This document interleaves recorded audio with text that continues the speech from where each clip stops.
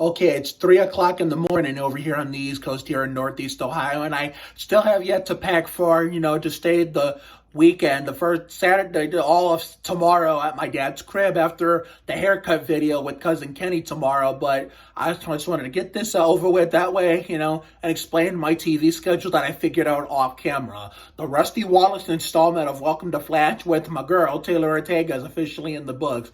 So let's get into it. Sadly, she didn't play much of a role tonight as she did in the Steve Parker installment for the world premiere, but that's beside the point.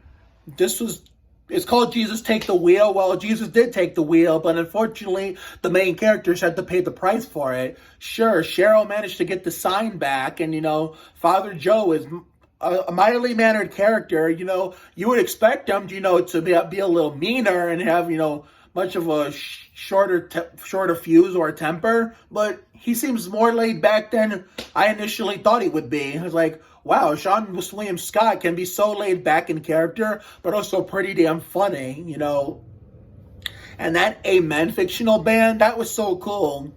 Where when they were starting up that song, I thought they were starting up an NSYNC Backstreet Boys type of song, like It's Gonna Be Me by NSYNC. I know people get NSYNC and the Backstreet Boys mixed up, but here's the one key difference to avoid that happening. Justin Timberlake's NSYNC.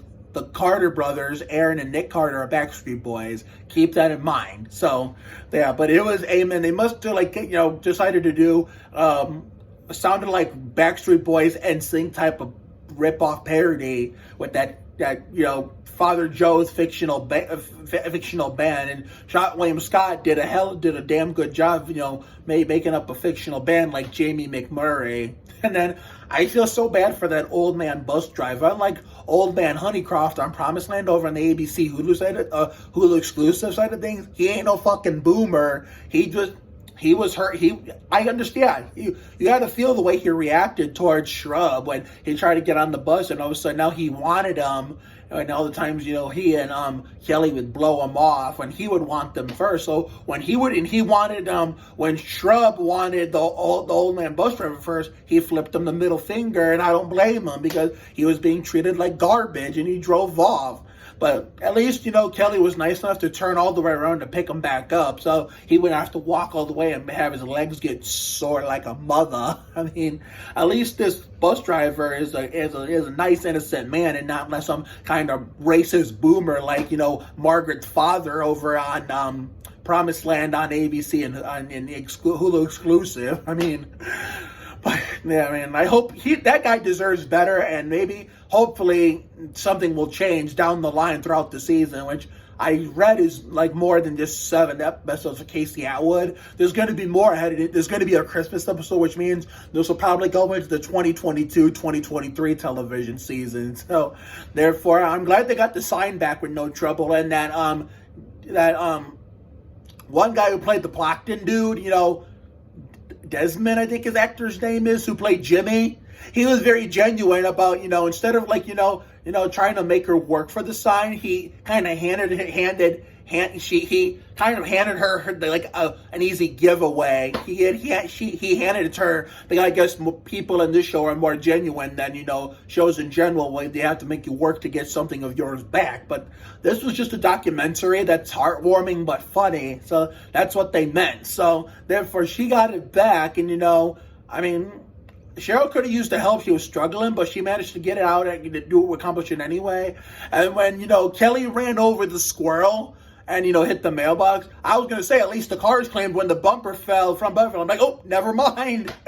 Oh my god. I feel bad for June though, played by Karen Hu, the Asian actress, I think it is. I'm not trying to sound racist, but that's what she looks like. I could be wrong, but anyway, I felt bad for her, knowing that how Shrub treated her and everything with the cookies and shit.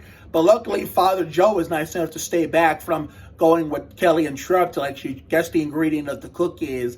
And Beth's dad, was it Beth's dad? Yeah, Beth's dad, or was it Kelly's dad? I think it was Beth's dad. Yeah, tried to go for a ride. Kelly offered him a ride, but unfortunately he declined, and that's what got his mailbox all torn up like Terry Labonte. And so therefore, I'm glad everything worked out in the end, most of the time on most other shows it doesn't, or it does. It just takes a lot of time. But this one's smooth sailing. I mean, what more can you ask for? And I tried to find the girl that played the uncredited map buying kid, played by that Taylor kid, but unfortunately couldn't do it. But she will be taking this reaction video when it goes up on Instagram sometime in the coming days, after I once again steer clear of the tagging glitch for the 50 million time, it seems like. And I bet you when comes summertime, when all the shows have off, it's gonna fucking go away. That's what it did last year too. And then when the television station started, it was back in full force, like it never left. So I don't know what the fuck is wrong with this thing, but luckily I'm glad I don't feel bad no more, because I found people I know in real life having the same goddamn problem. So I'm glad it's not just me. I'm glad it's also people I know in real life. But yeah, it seems to be working for famous people I follow, whether it be on TV, from the internet, or from sports. But anyway, so therefore tomorrow's the haircut video with Cousin Kenny. Sunday will be the Circuit of the Americas Winston Cup race review. And I already got figured out my schedule for YouTube, and they'll go with my TV stuff. Monday, I will be catching up on the Rouse Couture installment of the Comments of the Goldbergs on the DVR. The Greg Biffle and Matt Kenseth installment. And then Tuesday, I'm going to knock out Promised Land like normal for the Johnny Benson installment, which is also the season 1 finale of the show. And then Wednesday, there's no new Goldbergs in the MLT episode. So that's going to be part 1 of Warped Night in America, part 1 of 2, which we're going to catch up on the Mark Martin, Casey Atwood, and Johnny Benson installments we skipped over ever since it premiered, And then we'll give my reaction video to those episodes, Will we really? Actually, that will not, I'm only going to, actually, you know what? Here's what I'm going to do.